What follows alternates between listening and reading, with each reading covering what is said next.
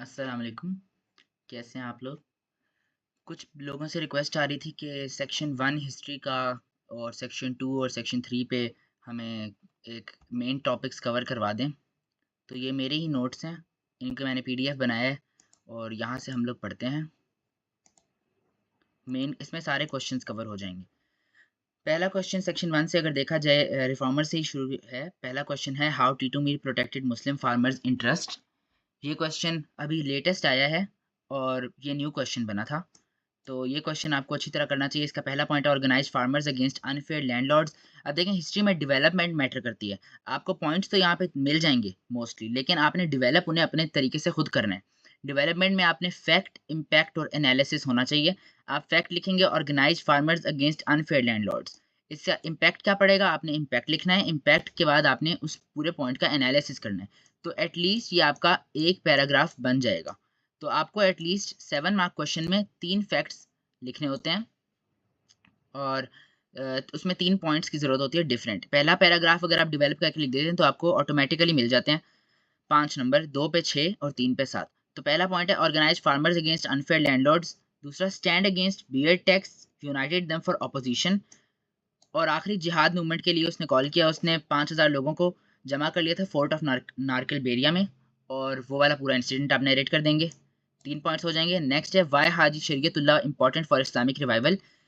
इसी तरह बाकी भी जो रिफॉर्मर्स हैं, हाजी शरीयतुल्लाह पे अभी तक 7 मार्क का अकेला सवाल ये वाला है कि वाई हाजी शरीयतुल्लाह इंपॉर्टेंट। इस तरह आपको शाह वलीउल्लाह और सैयद अहमद बरेलवी का भी करना चाहिए कि वो क्यों इंपॉर्टेंट थे इस्लामिक रिवाइवल के लिए, क्योंकि उन पे भी सवाल आ सकता है। ये न्यू क्वेश्चन बना था, ये भी 7 मार्क का। इसने पहला था कि उसकी फराइजी मूवमेंट के बारे में आप एक पैराग्राफ लिखेंगे। उसने मुस्लिम्स को यूनाइट किया था हिंदू लैंडलॉर्ड्स के अगेंस्ट, बंगाली उनके खिलाफ, और रिमूव नॉन इस्लामिक प्रैक्टिस। उसने कहा था कि तौबा करो सारे अपने गुनाहों की वगैरह वगैरह। और तीसरा है how who was more important between 1700 to 1850 for Islamic revival, Shah Waliullah, Syed Ahmad Barelvi और हाजी शरीयतुल्लाह। तो पहला इसमें है शाह वलीउल्लाह। शाह वलीउल्लाह की 3 सर्विसेज आपने लिखनी है। इस अगर ऐसा क्वेश्चन आ जाए, सैयद अहमद बरेलवी की एक सर्विस लिखेंगे, हाजी शरीयतुल्लाह की भी एक लिखेंगे। इसमें आप पहला लिख सकते हैं उसने कुरान को पर्शियन में ट्रांसलेट किया। दूसरा, उसने 51 बुक्स लिखी, हुज्जत अल्लाह अल बलीगा और इज़्ज़त अकफ़ा मशहूर थी। इसका इम्पैक्ट क्या पड़ा वो लिखेंगे। उसने सुन्नी और शिया डिवीजन को ख़त्म करने के लिए खिलाफतुल खुलफा एक लेटर लिखा और इसका इम्पैक्ट लिखेंगे। और यहाँ 4 और 5 पॉइंट भी दिए कि उसने पीसेंट्स और क्राफ्ट्समैन के लिए जस्टिस मांगा, और उसने मरहटास को थ्रेट था बैटल ऑफ पानीपत का। बैटल ऑफ पानीपत में मरहटास को डिफीट किया उसने 1761 की। और इसमें से आप कोई से 5 इन पॉइंट्स में से कोई से 3 पॉइंट्स लिखेंगे। साथ जिहाद मूवमेंट का एक पैराग्राफ बनाएंगे और फ्राइजी मूवमेंट का एक। नेक्स्ट आ जाएगा वाई मुगल एम्पायर डिक्लाइन। ये भी अभी जून 2024 में ही क्वेश्चन आ चुका है, तो इतना इस पर खास तवज्जो देने की जरूरत नहीं है, लेकिन ये 7 मार्क के में आ सकता है। इसको आप देखें कि पहले तो उनकी आर्मी बहुत वीक हो चुकी थी। दूसरा, वो बहुत बड़ा था मुगल एम्पायर। सक्सेशन डिस्प्यूट्स थे एम्पायर्स के दरमियान जब एक एम्पायर जाता था, और बहुत लेविश लाइफ स्टाइल हो गया था। रिलैक्सेशन ऑफ एम्पायर्स, औरंगजेब की पॉलिसीज जिसमें जिजिया टैक्स, सती को बैन कर दिया वगैरह वगैरह, लैक ऑफ नेवी, और मराठास की इन्वेजन हो गई। और अदर में आप लोग Nadir Shah from Persia, Afghans की इन्वेजन वो लिख सकते हैं पैराग्राफ। अराइवल ऑफ ब्रिटिश वो लिख सकते हैं। ऐसा क्वेश्चन 14 मार्क में आता है। 14 मार्क में आपको बताता हूँ, अगर क्वेश्चन वाली रीजन आपसे पूछते हैं कि फॉर एग्जाम्पल आ जाते हैं कि the Mughal empire decline mainly because of Aurangzeb policies, how far do you agree. अगर आप औरंगजेब पॉलिसीज पे पहला क्वेश्चन लिखते हैं 14 मार्क में, तो आपको डायरेक्ट 7 नंबर मिलते हैं। अगर आप इसके औरंगजेब पॉलिसीज के अलावा एक और पॉइंट लिखते हैं, फॉर एग्जांपल आप लैक ऑफ यूनिटी लिख दे, लैक ऑफ नेवी लिख देते हैं, तो आपको डायरेक्ट 10 नंबर मिलेंगे। 3 पॉइंट लिखने पे आपको मिलेंगे 11 नंबर, 4 पॉइंट लिखने पे 12 नंबर। 12 नंबर हाईएस्ट होते हैं, और उसके बाद आपको 2 नंबर कंक्लूजन के मिलते हैं। ठीक हो गया। Next, why Hindu community objected to जिजिया टैक्स। इसमें क्यों उन्होंने, ये भी न्यू क्वेश्चन बना था। इसमें पहला 7 मार्क का, इसमें पहला है कि उनके राइट्स को प्रोटेक्ट नहीं किया जाता था। जिजिया टैक्स हालांकि वो अपनी प्रोटेक्शन के लिए देते थे, लेकिन फिर भी उनके राइट्स को कन्फिस्केट कर लिया जाता था। ओनली मुस्लिम्स पेड इट, सिर्फ नॉन मुस्लिम्स के ऊपर ये टैक्स था। और कभी कभी ये मुसलमानों का जो ज़कात का टैक्स होता था उससे भी ज़्यादा था। 6, why Marathas defeated after Mughal empire declined. क्योंकि उनको मरहटाज ने इतनी अपना एम्पायर एक्सपेंड कर लिया था कि उनके लिए एडमिनिस्ट्रेशन करना मुश्किल हो गया था। उनमें लैक ऑफ यूनिटी नहीं थी, मतलब करप्शन उनके एम्पायर्स में आ गई। बैटल ऑफ पानीपत में उनको आखिरी में डिफीट कर दिया। हमने अभी शाह वलीउल्लाह में भी ही बात पढ़ी कि उसने मराठास को बैटल ऑफ पानीपत में डिफीट कर दिया। यहाँ पे भी हम यही कहेंगे कि बैटल ऑफ पानीपत में उनका अल्टीमेट फेलियर हो गया। हाउ औरंगजेब गेंड पावर, ये आ सकता है, ये अभी तक आज तक नहीं क्वेश्चन आया।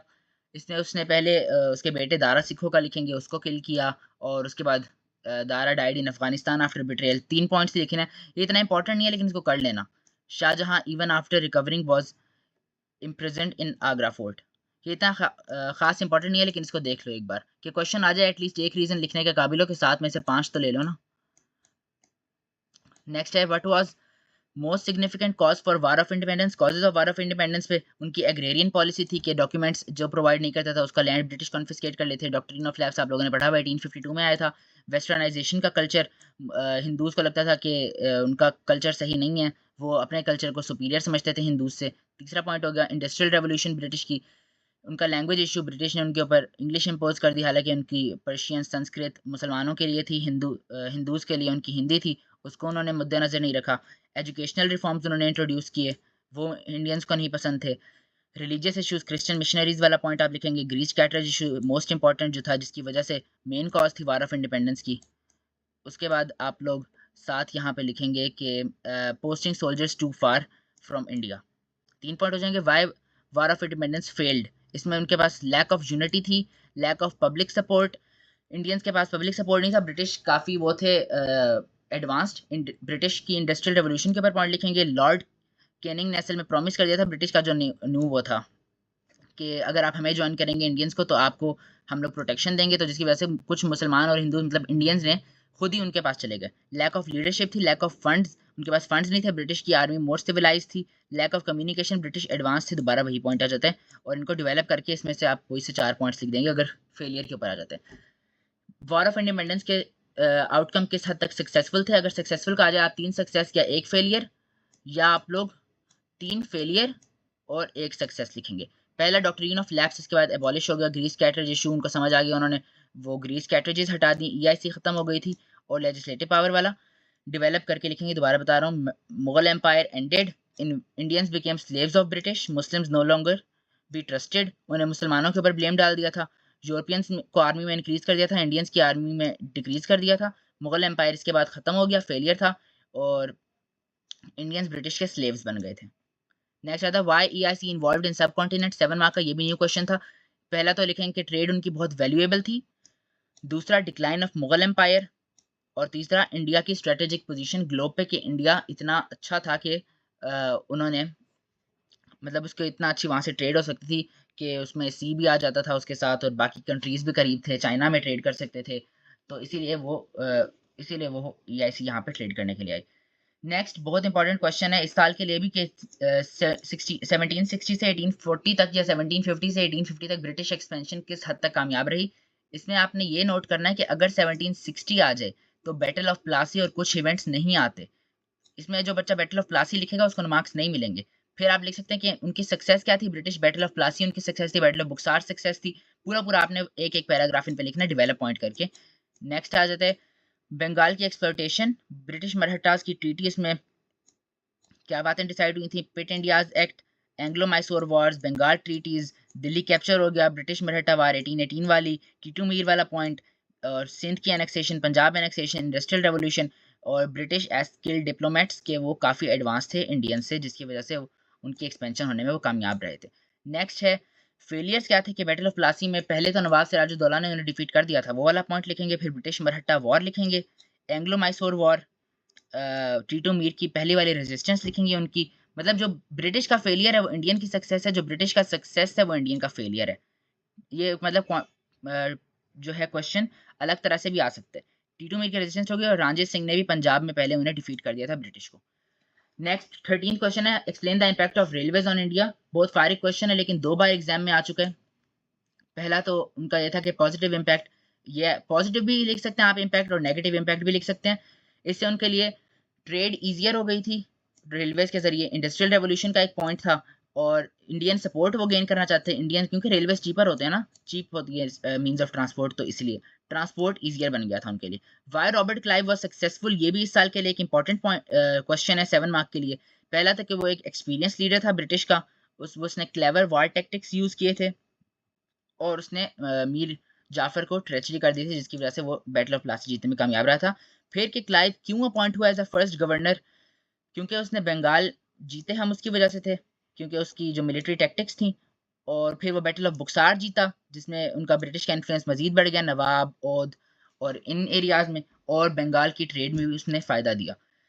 अगर आप इनको 3 पॉइंट्स को डेवलप करके लिखना पड़ेगा आपको, 3 डेवलप पॉइंट्स जब आप लिख देंगे तो आपको 7 आउट ऑफ 7 मिल जाते हैं। वाई ब्रिटिश बिल्ट रेलवेज दोबारा, के for transport to industrialise to spread their culture. वो हमेशा सोचते थे हमारा कल्चर ज़्यादा सुपीरियर है इंडियन कल्चर से, to gain Indian support. 15 question, why British took control of EIC। British ने, आपको याद होगा ना, बंगाल की एक्सप्लॉयटेशन हो रही थी, इसकी वजह से EIC का डायरेक्ट कंट्रोल ले लिया, तो प्राइवेट कंपनी थी, इस वजह से बंगाल एक्सप्लॉयटेड वाला पॉइंट लिखेंगे। Fear of Russian expansion, Russian Britain में ना एक्सपेंड कर लिया, और EIC वॉज टू प्रॉफिटेबल, बहुत ट्रेड मतलब कुछ ज़्यादा ही प्रॉफिटेबल हो गई थी, तो प्राइवेट कंपनी के हाथ में देना नुकसान से खाली नहीं था। इंडियन नेशनल कांग्रेस क्यों फॉर्म हुई थी, ये भी न्यू क्वेश्चन है, इतना इंपॉर्टेंट नहीं है, लास्ट ईयर आ गया था। इंडियन नेशनल कांग्रेस पहले तो ये था कि टू रिप्रेजेंट इंडियंस, दूसरा कि उनका पॉलिटिकल इन्फ्लुएंस बढ़ाए, इंडियंस अपने आप को रिप्रेजेंट कर सकें, टू एजुकेट मैस इंडियंस, कि वो अपने आप को ज़्यादा से ज़्यादा एजुकेशन इंडियंस हासिल करें। 17th है, what was main contribution of sir Syed Ahmad Khan. इसने बहुत ज़्यादा कंट्रीब्यूशन है, इनमें 4 मार्क का भी कोई भी सवाल बन सकता है। सर सैयद अहमद खान इस साल के लिए बहुत इंपॉर्टेंट है, मोस्ट इंपॉर्टेंट टॉपिक है सेक्शन 1 का, मुझे तो लगता है कंपलसरी शायद यहाँ से आ जाए, लेकिन कुछ नहीं कह सकते। तहजीबुल अखलाक उनका था कि उसमें उन्होंने बहुत सारे उनके आर्टिकल्स डाले, और पंचायत मदरसा बनाया, साइंटिफिक सोसाइटी एट गाजीपुर 1863 में। इनके आपने वो याद करने हैं ईयर्स, क्योंकि इससे डेवलपमेंट में काउंट होते हैं इसके ईयर्स। उन्होंने Mohammad Anglo Oriental College British के ऑक्सफोर्ड और कैम्ब्रिज यूनिवर्सिटी से मुतासिर होकर बनाया। ये सारे आप लोग ये मेन पॉइंट्स लिखें, आप इनको एक एक पैराग्राफ की सूरत में खुद डेवलप करेंगे। Voice against competitive exams, voice against democracy, Hindu Urdu controversy उनकी थी, अपोज INC फॉर्मेशन, क्योंकि वो सारे हिंदूज को रिप्रेजेंट कर रहे थे। तबीनुल कलाम लिखा क्रिश्चियनिटी और मुसलमानों को सेम उनमें बताने के लिए। Separate representation of Muslims, corrected Tabeenul Kalam में उन्होंने विलियम मूर की बुक भी करेक्ट की थी आप वसल्लम के, जो उसने अगेंस्ट लिखी थी, वो याद होगा आपको। नदरात वर्ड की कन्फ्यूजन दूर की, ब्रिटिश को लगता था हमें माँ बहन की गाली दे रहे हैं, लेकिन असल में वो हेल्पर एक नासिर वर्ड से उन्होंने कन्फ्यूजन क्लियर की कि निकला है, जिसका मतलब था हेल्पर। और उन्होंने पैम्फलेट लिखा cause of the Indian revolt, जिसका क्या था, वो पूरे इंग्लैंड में डिस्ट्रीब्यूट हुआ वगैरह वगैरह, आप एक्सप्लेन करेंगे। लॉयल मोहम्मदन्स ऑफ इंडिया लिखा मुस्लिम की सर्विसेज को रिफ्लेक्ट करने के लिए। प्रोटेक्टेड ब्रिटिश इन 1857, और एंड में उस आप 1857 की वार में सर सैयद अहमद खान ने, आपको याद होगा कि ब्रिटिश को प्रोटेक्ट किया था। Why wish sir Syed Ahmad Khan to improve Muslim British relation, उन्होंने उनको क्यों चाहते थे उनके रिलेशन इंप्रूव करना। पहला, क्योंकि मुसलमान 1857 में जो वॉर ऑफ इंडिपेंडेंस हुई थी, आपको पहले पढ़ाया कि मुसलमानों को ब्लेम करते थे, वो मिसअंडरस्टैंडिंग रिमूव करने के लिए मुसलमान ब्रिटिश को एज फॉरेन इन्वेडर समझते थे, मुसलमानों को इस चीज़ का वो डर ख़त्म करने के लिए, और ये समझाने के लिए कि ब्रिटिश फॉरेन इन्वेडर्स नहीं है। और तीसरा कि हिंदू डोमिनेट ना कर ले मुसलमानों को, ये पॉइंट हो गया।